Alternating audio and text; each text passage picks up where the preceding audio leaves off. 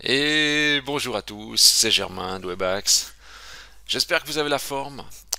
En tout cas, on se retrouve cette semaine, comme d'habitude et comme le veut la tradition, pour un nouveau tutoriel PrestaShop.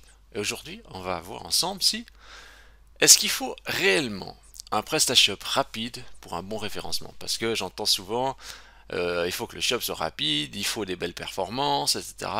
Donc, faut-il réellement un shop rapide pour performer dans Google? Et je vois aussi souvent ces arguments sur les templates, template super rapide, alors setup, module qui va rendre votre boutique super rapide. Et c'est vrai que même moi je dis oui, il faut un temps de chargement, idéalement autour de 1 seconde, même en dessous de 1 seconde. Et j'ai envie de vous dire, mais ça, c'est presque le discours des experts. Euh, donc du coup, qu'est-ce que je fais alors? Bah du coup, mais pourquoi je m'embêterais avec un PrestaShop? J'ai qu'à faire une page HTML qui fait un KO et hop, je vais devenir le numéro un. Elle sera ultra rapide, il y aura rien de, il y aura pas de surplus. Et en fait, le problème, c'est que au niveau de la vitesse, il ne faut pas en faire de fixation. Notamment si vous prenez des outils comme Google Speed, etc., ou GTmetrix ou d'autres, vous regardez la performance, vous avez l'impression que vous êtes jamais bon. Et vous voulez viser le 100%, et vous pouvez passer vos nuits, des journées entières, tout votre temps libre à optimiser la vitesse. Ça va vous prendre beaucoup d'énergie, beaucoup de temps, ça va vous coûter de l'argent. La question c'est est-ce que vous obtenez un retour sur investissement? Et est-ce que c'est vraiment si important que ça pour obtenir un bon classement dans Google? euh, Je vais vous dire un truc qui me fait beaucoup rire. C'est, vous prenez par exemple YouTube. YouTube, il y a un player d'intégration. Ça veut dire que quand vous voulez prendre une vidéo sur YouTube, vous pouvez copier un petit bout de code que vous mettez dans votre site, voilà, pour intégrer une vidéo. YouTube appartient à Google. euh, et donc, ce player d'intégration, quand vous copiez le code dedans, si vous le faites ça sur une de vos pages, puis qu'après vous faites un test Google Speed, il vous dit votre site n'est pas optimisé. Il a des performances médiocres. Rien qu'à cause du player d'intégration de YouTube. J'ai envie de dire, mais est-ce que c'est logique ça? YouTube, qui est le deuxième moteur de recherche, va dire, le plus utilisé au monde, quand vous faites une intégration de sa vidéo dans Google, enfin dans votre page, Google vous dit c'est catastrophique. Alors, c'est juste pour vous dire comme c'est, il y a des choses qui sont, il n'y a pas de sens. Euh, et commencer à se dire, mais on va optimiser le player YouTube pour obtenir des meilleures performances. Parce que si vous mettez pas le player YouTube, vous avez une notation tout à fait correcte. Vous mettez le player YouTube à l'intérieur, la notation est complètement dégradée. Alors qu'il s'agit finalement d'un système proposé par Google. On peut dire ça. Et ce que Google propose, c'est un truc non optimisé, et nous, on devrait optimiser ensuite. Vous voyez le non-sens de la chose? Mais ça, c'est la petite blague qui me fait beaucoup rire. Et donc, j'ai envie de dire, au niveau de la vitesse, à quoi ça sert? Est-ce que vous pensez vraiment que Google recherche en priorité des sites rapides? Non. Non, il veut pas des sites rapides et des sites qui font 99% sur Google Speed. C'est pas ça qu'il veut. Lui, ce qu'il veut, c'est d'abord des sites qui répondent au questionnement de l'internaute, à l'intention de recherche. Et s'il est rapide, alors Google est encore plus content, forcément. Et l'internaute aussi. Mais c'est pas le critère numéro un. D'ailleurs, on va voir un petit peu tout ça ensemble avec des cas concrets et on va pouvoir justement tirer nos conclusions à ce sujet. Et comme ça va pouvoir vous rassurer et vous dire, ok, est-ce que je dois optimiser mon site ou est-ce que non, il va très bien comme ça. Je vais vous donner, on va dire, les quelques critères à contrôler sur lesquels vous allez pouvoir après ensuite évaluer si vous devez faire une optimisation ou si c'est pas nécessaire. Je crois que tout est dit. C'est parti, on y va. Go. Alors, tout d'abord, tout d'abord, l'internaute, quand il est dans Google, il recherche quelque chose. Par exemple, il va rechercher. J'ai l'impression de montrer chaque année le même genre d'exemple, je sais pas pourquoi. C'est vraiment. J'allais dire, mais je suis vraiment trop tradition, c'est pas possible. Eh bien, je recherche comment aménager sa terrasse pour l'été. Faut dire que c'est toujours les mêmes problèmes qui reviennent chaque année, les mêmes questionnements. Donc, je tape ça dans Google. Est-ce que vous pensez que Google, dans les résultats qu'il m'a proposés, il s'est dit, bon, je vais chercher le résultat le plus rapide et le mettre devant? Ben, non. L'intention, je veux dire, que la page réponde bien à l'exigence d'internaute, c'est le critère numéro un. Là, si je regarde un petit peu ici, bon bah j'ai quoi? J'ai coup de pouce, j'ai gamme vert. Ouais.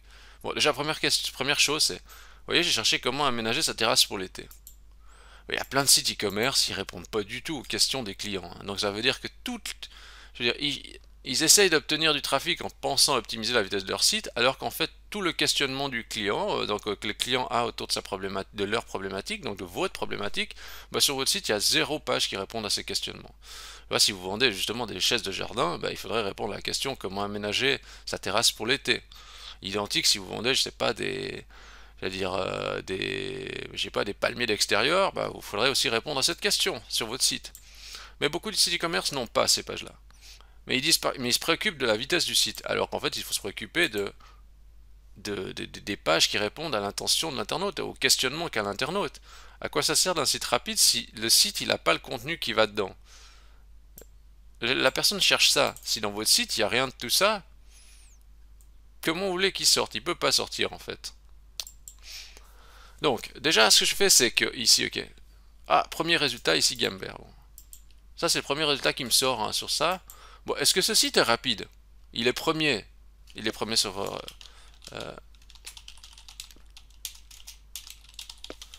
Allez. Il est premier sur sa thématique. Enfin, il est premier sur cette requête en tout cas. Je vérifie.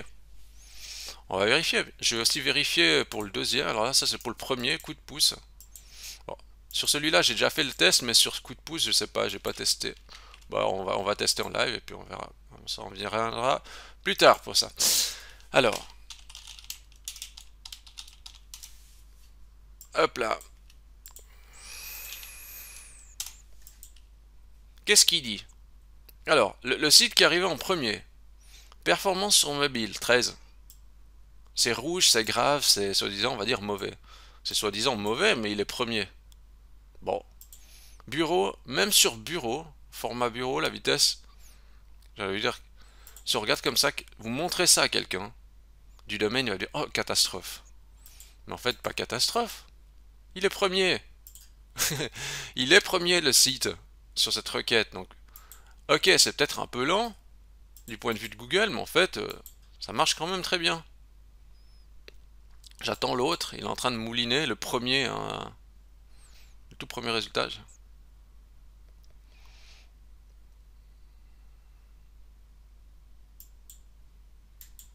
Ça mouline, je pense que chez Google ça travaille, ça travaille. Et vous voyez, alors vous voyez, quand vous voyez tout ça, dites, ah, il n'y a rien qui va sur mon site, etc. Vous pouvez être angoissé de voir tout ça. Mais en fait, si vous prenez dans le sens inverse, la page se positionne très bien. Donc, en fait, il n'y a pas lieu de s'inquiéter. C'est toujours mieux que ça soit rapide, forcément. Mais en fait, vous voyez, le fait de faire une fixation là-dessus, c'est la preuve. On peut être premier. Là, je regarde donc l'autre coup de pouce, hein, qui est l'autre site là. Je n'ai pas testé lui, alors je sais pas ce qu'il donne. Qu'est-ce qu'il dit? Une erreur s'est produite. Non, nous on voulait tester on voulait tester cette URL. On veut tester cette URL. Bon, c'est pas grave, je vais encore faire une autre recherche. Vous allez peut-être me dire, oui, mais ça c'était un article, ça c'était un article de blog. Bon, imaginons alors, moi je sais pas, je suis un client, je cherche palmier pour terrasse. Boum, je vais prendre un résultat ici. Allez ici, Hornbar. Très bien positionné sur cette requête. Bon là il est toujours en train de mouliner pour l'autre résultat. Je vais analyser le Hornbar. Hornbar ils ont des moyens, hein. Je veux dire, ils ont de l'argent, ils ont un maximum de ressources, hein. Ils ont ce qu'il faut, hein. Est-ce qu'il a fait la requête? Ah, il a fonctionné là. Donc premier résultat, 7. Regardez, en rouge. Rien, je veux dire 7 et 16. Donc, le premier dans Google, catastrophe au niveau de la vitesse. Vous montrez ça, imaginez vous montrez ça montrez ça à quelqu'un qui... parce que là on est influencé parce qu'on dit ah oui mais c'est un gros site, il est populaire et tout ça. Mais vous montez ça, vous montrez ces performances là sur un site un site qui a très peu de trafic et tout ça, à quelqu'un il va vous dire ah oui mais ça c'est trop des mauvaises performances, c'est pour ça que le site se positionne pas bien. Je vulgarise le trait mais on va dire ah ouais non mais la performance du site est tellement mauvaise que de toute façon il pourrait jamais se classer bien. Bah non, il peut tout à fait bien se classer, la preuve. Les deux premiers résultats, ils ont des vitesses catastrophiques, mais ils sont très bien positionnés quand même. Je vais regarder sur mon résultat là, sur Hornbar, et il a fini. Hornbar, qu'est-ce qu'il fait? Alors, ici Hornbar, donc résultat commercial, sur mobile, soit dit non, de nouveau, depuis Google, c'est catastrophe. En revanche, sur bureau, là c'est bon. Ils sont dans le vert, donc c'est super. Mais sur mobile, c'est pas bon. Alors, des fois, j'ai souvent des clients qui sont corrects sur le bureau, mais catastrophe sur mobile, et ça les inquiète beaucoup. Mais regardez, pas lieu de s'inquiéter. Euh, je vais même regarder sur... Ça c'est quoi? C'est botanique. Lui, il a quoi? Je connais pas. Je connais pas, je vais le prendre. Je vais aussi regarder là le premier. Moi j'avais pris Hornbar parce que je connais Hornbar, donc voilà. Allez, je fais une analyse de ça. Et en attendant qu'il fait son analyse, on va aller regarder qu'est-ce que dit Google à ce sujet. Qu'est-ce que dit Google à... Alors j'ai juste fait une petite recherche comme ça, je suis tombé sur cette page que j'ai trouvé intéressant. Je me suis dit, ok, bah c'est en 2018, en plus ça date un peu. Qu'est-ce qu'il disait ici? Ah, l'autre site, hein, donc la vitesse de cet autre site. Alors on est en orange sur ordinateur. Alors, petite précision. Moi, dans ma vision, je dis toujours, quand on est dans le orange, c'est bon. Pourtant, il y a ceux qui vont dire, ah, mais il faut que ça soit dans le vert. Ben, moi, je dis, ok, tant que c'est pas dans le rouge, ok, on va pas chercher à être dans le vert, hein. Si c'est en orange, passable. Ici, bah, vous voyez, en plus sur le mobile, bah, il est dans le rouge. Est-ce que c'est grave? Ils sont premiers. Ils sont premiers sur une requête purement commerciale en plus pour acheter un produit. Euh, alors oui, ils pourraient améliorer cette note, mais ça ne les empêche pas d'être premiers. Donc rassurez-vous, une fois de plus. Voilà. Alors qu'est-ce que dit Google ici? Si on regarde, ils disent, euh, je suis en train de prendre. Alors, l'intention de requête de recherche demeure un indicateur très important. Une page lente peut tout de même être très bien classée si elle possède un contenu pertinent et de qualité. Mais c'est de logique en même temps. C'est tellement logique, c'est ça qui prime sur le reste. Une page lente peut tout de même être bien classée si elle possède un contenu pertinent. Ben, c'est ce qu'on a vu. Euh, nous encourageons à réfléchir à réfléchir aux conséquences sur les performances, sur l'expérience de l'internaute. Mais oui, c'est évident. La pertinence de la page, c'est ce qui est le plus important, mais c'est toujours bien que la page soit rapide, sans que ça soit une vitalité. Tant que ça reste, on va dire. J'ai envie de dire, mais c'est comme pour tout. Je sais pas, il faut pas faire des excès. Je ris parce que j'allais dire, euh, c'est moi qui dis ça. Moi, j'ai toujours tendance à être dans les extrêmes. C'est toujours blanc ou noir. J'ai toujours la peine à être sur le milieu. Mais c'est soit, je sais pas. euh, Ça veut pas dire que parce que l'alcool c'est, on va dire, mauvais que vous devez jamais en boire. Vous pouvez boire un verre de temps en temps. Vous n'êtes pas obligé non plus de boire matin, midi et soir. Enfin, ici, c'est la même chose. Même si la vitesse, elle n'a pas besoin d'être parfaite, même si la vitesse, elle est entre deux, ben, ça peut suffire, si elle est correcte. Pas que ça soit trop pénalisant. Voilà.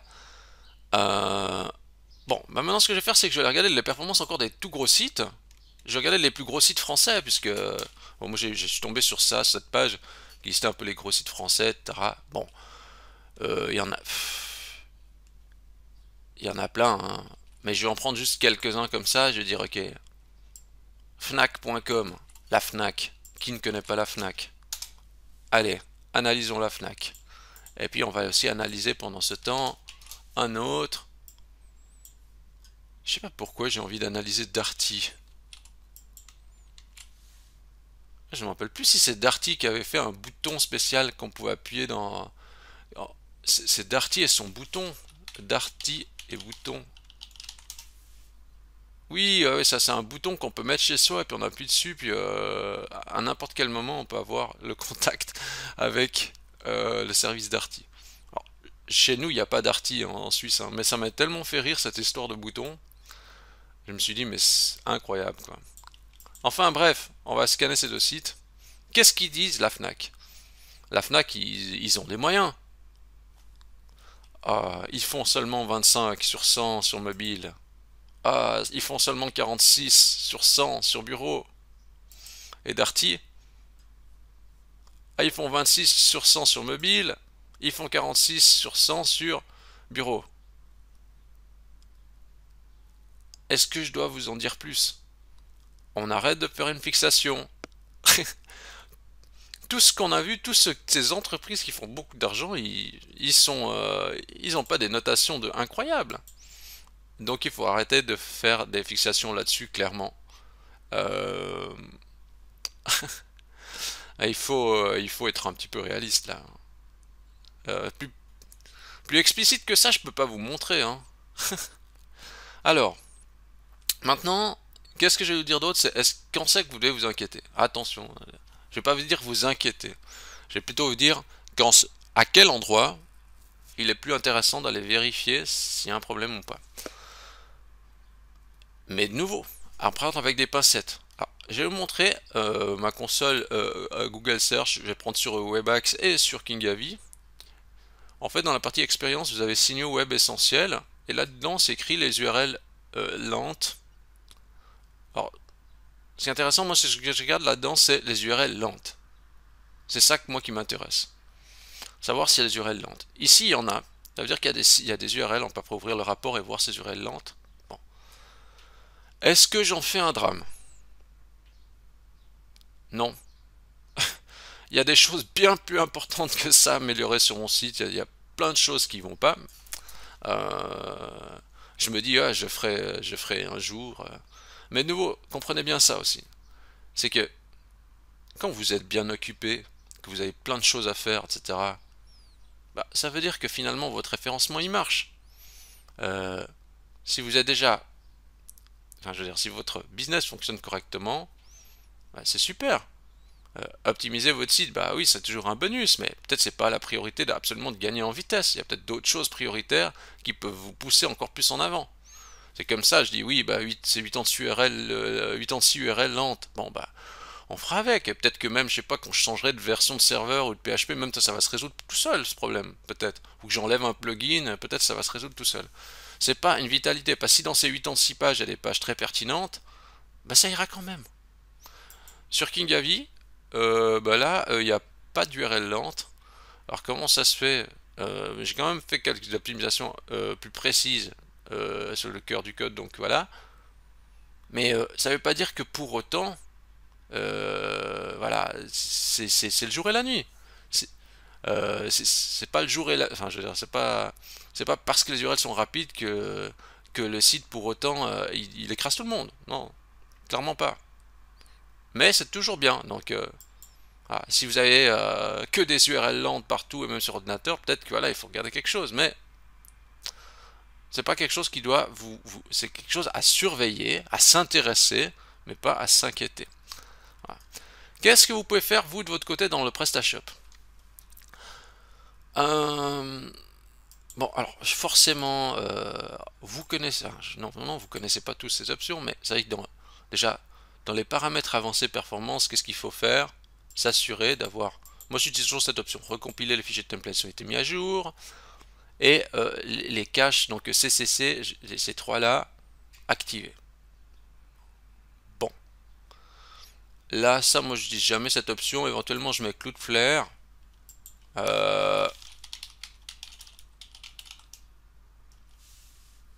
Ouais, éventuellement je mets ça. Cherchez Webaxe, Cloudflare, vous allez avoir une réponse sur ça. D'ailleurs, oui, mon titre n'est pas super. Ça serait mieux de dire comment installer Cloudflare sur PrestaShop, hein. Mais allez, allez, voilà. Il y a toujours quelque chose à faire mieux. Bon. Ok. Et puis voilà. Moi, je toucherai pas trop d'autres trucs ici. Utiliser le cache là, ça, moi, je n'ai jamais cette option. Après, l'autre truc aussi, c'est les modules. Alors là, c'est nouveau. Ne mettez pas 1001 modules. C'est le début de la fin. Et ça, c'est valable aussi pour même vous prenez WordPress, etc. Pour finir, vous avez trop de plugins. Votre site, il commence à saturer. Il y a des fuites de performance dans tous les sens. Concentrez-vous sur ce qui est important. Un site e-commerce, c'est des produits, des catégories, éventuellement des pages CMS de contenu.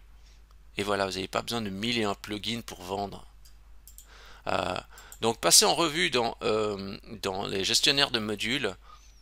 Regardez les modules qui ne servent à rien et retirez-les si vous n'en avez pas besoin.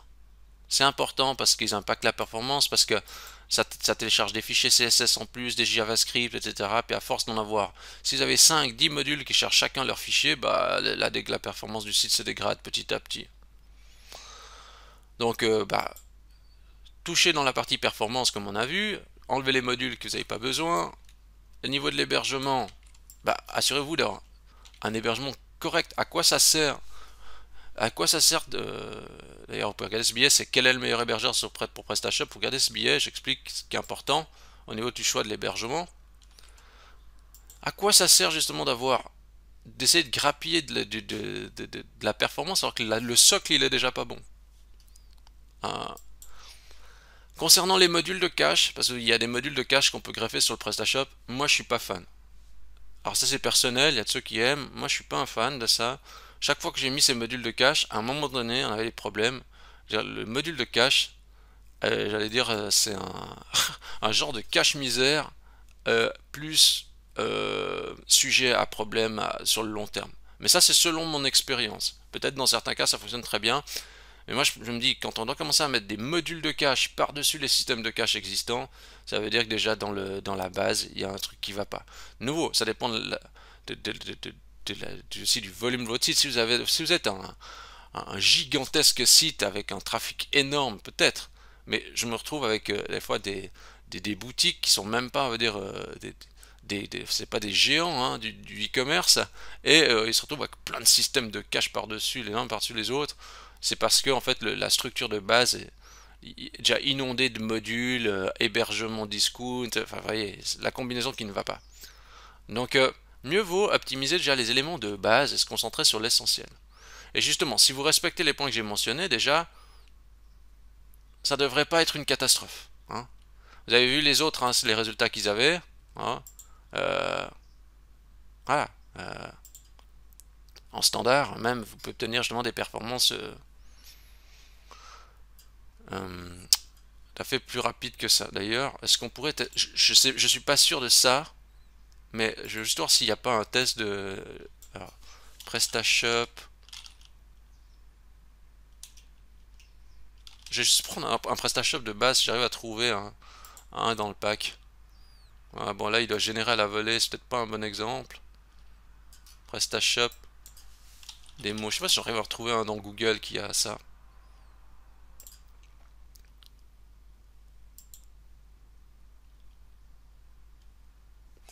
Là je tombe sur un PrestaShop tout classique où il a déjà un peu modifié.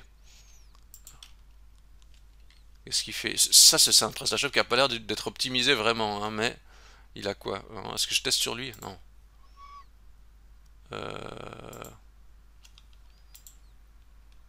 Je regarde juste hein, comme ça si j'arrive à trouver un PrestaShop démo. C'est quoi? Ça c'est... Ah, c'est un collègue. Moi je veux pas trop perdre de temps. Allez, je fais juste peut-être le test alors sur lui qui a l'air ressembler à un PrestaShop de base quand même. Qu'est-ce qu'il fait comme performance? Là, sur la Fnac, on a 25 et 46. Bon, je lance sur lui.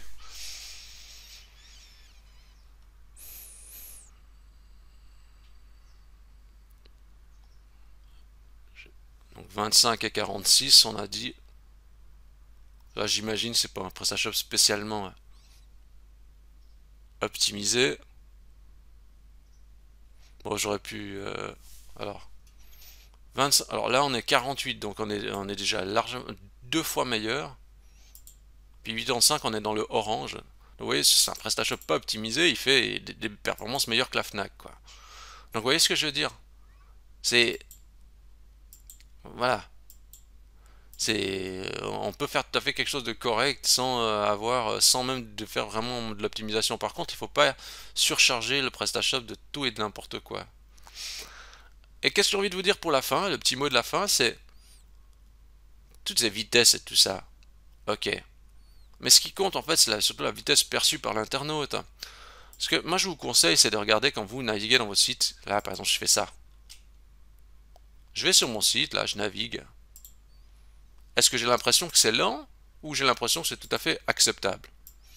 Si vous avez l'impression que c'est tout à fait acceptable, c'est déjà un très bon point. Testez aussi sur mobile, sur un mobile réel, hein, et désactivez le Wi-Fi pour être juste en connexion mobile, et vous naviguez dessus le site. Mais,